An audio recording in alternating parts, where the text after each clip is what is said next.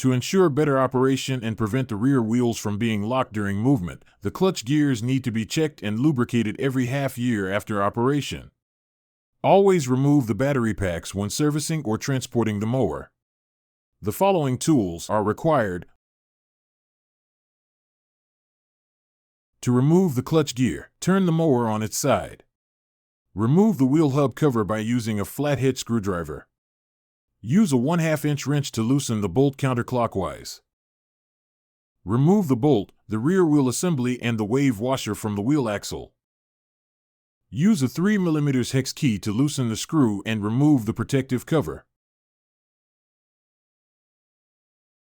Use a flat screwdriver to pry off the clamping spring and remove the clutch gear from the self-propelled motor shaft.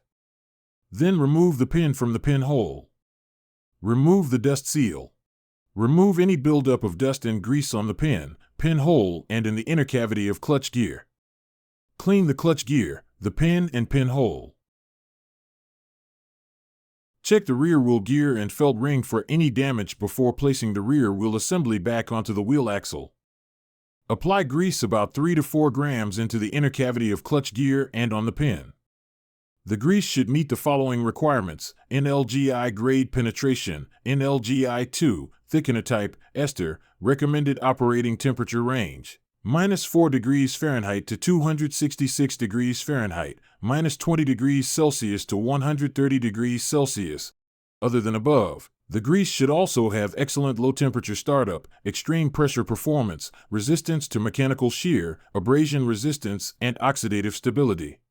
To install the clutch gear, place back the dust seal. Insert the pin into the pinhole and mount the clutch gear onto the self-propelled motor shaft. Pay more attention to the mark on the clutch gear left and right to avoid wrong installation.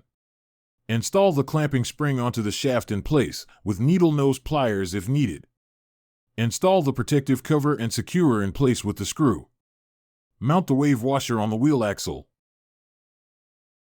Tighten the wheel assembly with the bolt clockwise. Knock back the wheel hub cover. Rotate the rear wheel to check if lock issue is solved. Repeat the process to lubricate the clutch gear on the other side.